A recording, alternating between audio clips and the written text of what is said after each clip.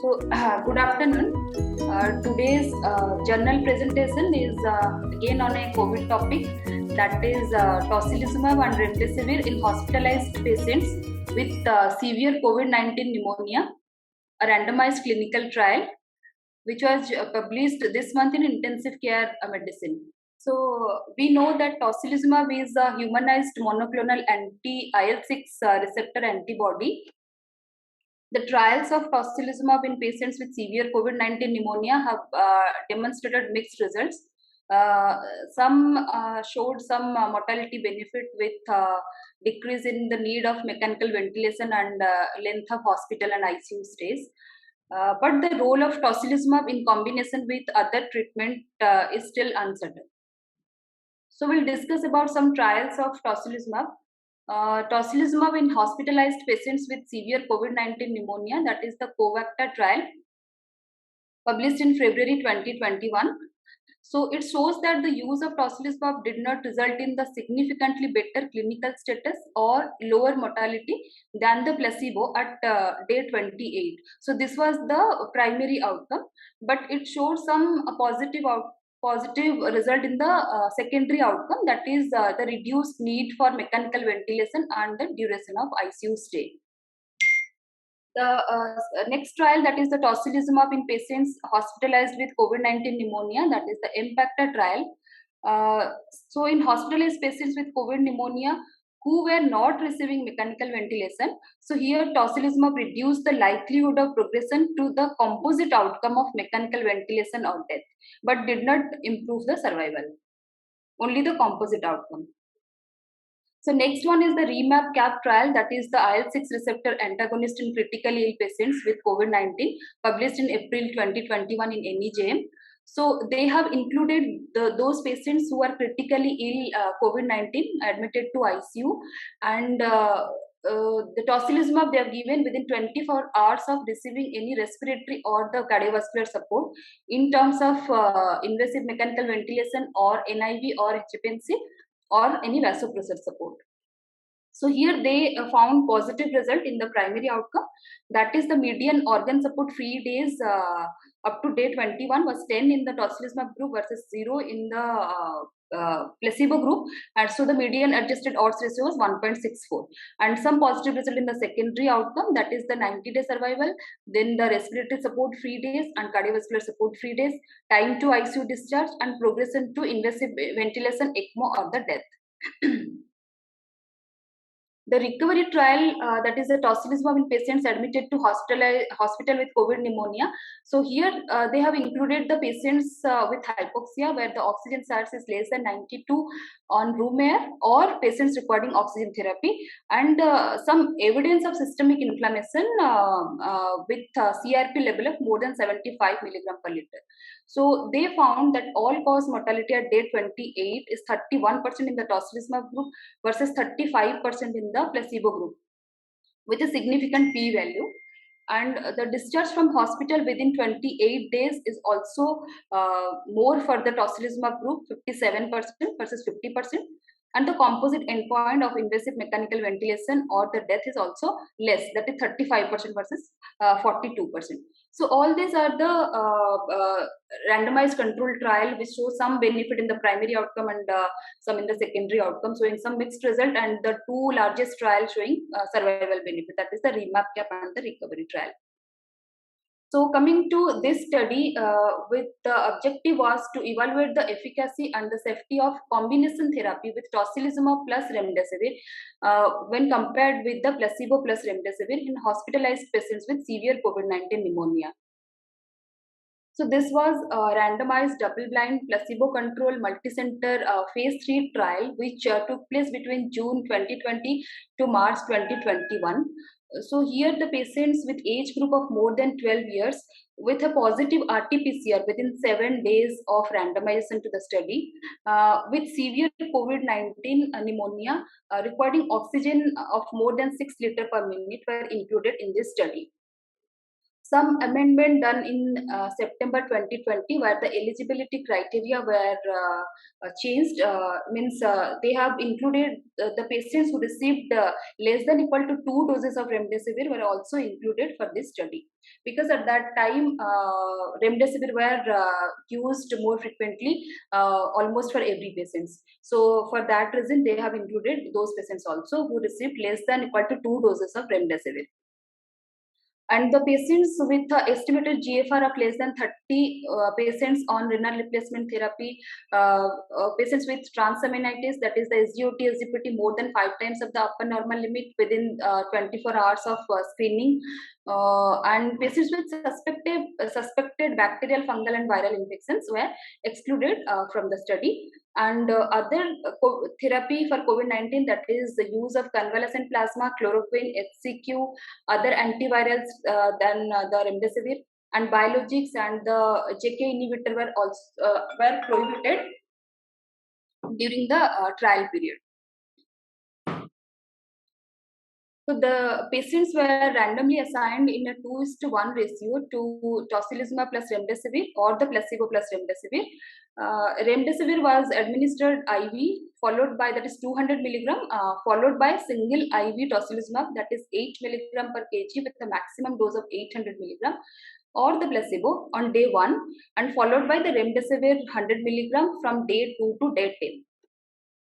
Then patients with clinically significant worsening of the signs symptoms of COVID-19, where the oxygen requirement increases rapidly, they could receive a second infusion of blinded tocilizumab or placebo within 8 to 24 hours of the first infusion. Now coming to the primary outcome. So primary outcome was that is the time from randomization to hospital discharge or the ready for discharge, which is a scale of 1 on the 7 category ordinal scale up to day 28. And secondary outcome was time to mechanical ventilation or death. Then proportion of patients requiring initiation of mechanical ventilation up to day 28. Then the clinical status by using that ordinal scale at day 14, time to death, and mortality at day 28 and day 60. They have also evaluated the adverse events using the medical dictionary for regulatory activities, the version 23.1. So sample size was estimated as 650 patients to provide a 80% power to detect approximate 2.5 day reduction in the median time to hospital discharge with a hazard ratio of 1.3. Efficacy was assessed using modified intention to treat population, so which means all the randomly assigned patients who received any amount of tocilizumab or the placebo were included for the analysis. The treatment arms were compared using the Cox proportional hazard model, and primary outcome was compared between the treatment arms using the log rank analysis stratified by region and baseline ordinal scale category. So total 709 patients were assessed for eligibility, out of which 60 were excluded because of various exclusion criteria. So 649 were randomized into two groups, 434 into tocilizumab plus remdesivir group and 215 to the placebo group. So out of 434, 4 did not receive the drug. So 430 received the drug, that is the tocilizumab. So they were included in the modified ITT group. And among them 98 discontinued the study before day 28. So finally 336 patients, that is 77%, completed the trial to day 28. And in the placebo group, out of 215, 5 did not receive the drug, that is placebo. So 210 received, and which were included for the modified ITT analysis. And 55 here discontinued the study before day 28. And finally 74% completed the trial. So the cause, the reason for discontinuation, most common is because of the death. That is 78% out of 98 died in the tocilizumab group, and 42 out of 55 died in the placebo group. Now coming to the result. So the baseline demographic and the disease characteristics were well balanced between both the group. So here the mean age was 60 for the tocilizumab and 58 for the placebo arm. And the male sex was 62 in the tocilizumab and 66 in the placebo group.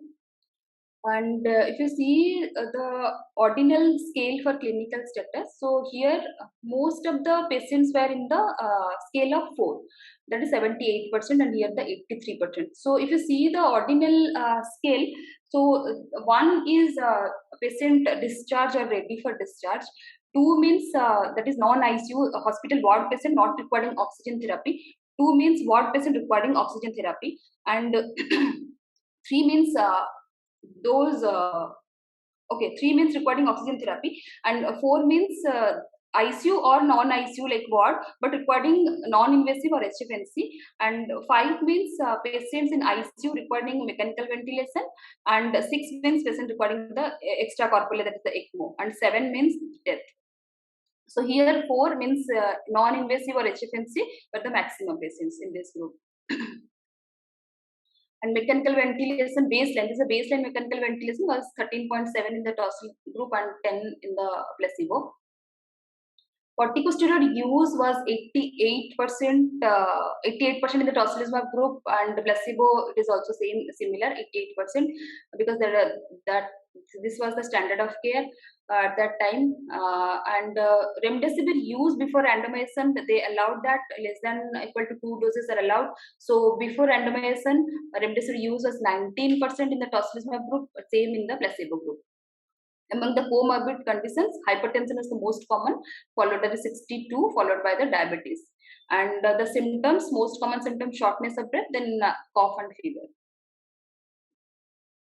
Now coming to the primary outcome. So the time, the median time to hospital discharge or the ready for discharge, that is to day 28, that is a scale of 1 in the ordinal 7 ordinal scale. So it is median time is 14 for the tocilizumab and 14 for the placebo. So p value of 0.74 showing not significant, statistically significant, hazard ratio of again 0.97. And when we see the proportion of patients discharged to day 28 was 66% in the tocilizumab group and 67% in the placebo group, with this is also statistically non-significant as evidenced by the log rank analysis. They have also analyzed the primary outcome using subgroups. So they have divided the subgroups are according to demographics, use of corticosteroid, use of remdesivir before randomization, or baseline. So here also they found no significant difference in time to hospital discharge in the primary outcome among those subgroups. Now coming to the secondary outcome. So here that is the median time to mechanical ventilation or death. So the proportion of the patients who required mechanical ventilation or death to day 28 was 28.6% in the tocilizumab group and 29% in the placebo group. So which is again not statistically not significant different. So the time to mechanical ventilation was non-evaluable because less than half of the patients actually reached that outcome, like 28.6 and 29%. So that is why that is non-evaluable, and p-value they found at 0.9, which is statistically not significant. Then the clinical status at day 14, the mean clinical status at day 14 by using 7 category ordinal scale is 2.8 for the tocil group and 2.9 for the placebo group with a p-value of 0.72. And the proportion of patients in each scale are also similar between both the treatment arms. Now time to death to day 28, also p-value non-significant 0.79, hazard ratio of 0.95. Then mortality at day 28 is 18 for tocilizumab group, 18%, and 19.5% for the placebo group with p-value 0.69. They have also evaluated or analyzed the time to death to day 28 among those subgroups. There also they found no significant difference. And the adverse events or the safety outcome to day 28. So patients with more than equal to one serious adverse event was 29.8 in the tocilizumab group and 33.8 in the placebo group. And serious adverse event of special interest like the infections is the most common one, and among the infections COVID-19 was most common, that is 9.8 in the tocilizumab group and 13 in the placebo group.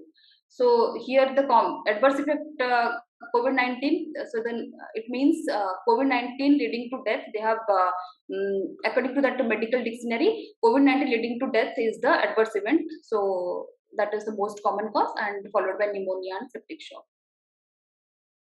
And other adverse events like AKI, respiratory complication like pulmonary embolism, pneumothorax, and cardiac arrest are also similar between both the groups. So this trial found no difference in time from randomization to hospital discharge or ready for discharge to day 28.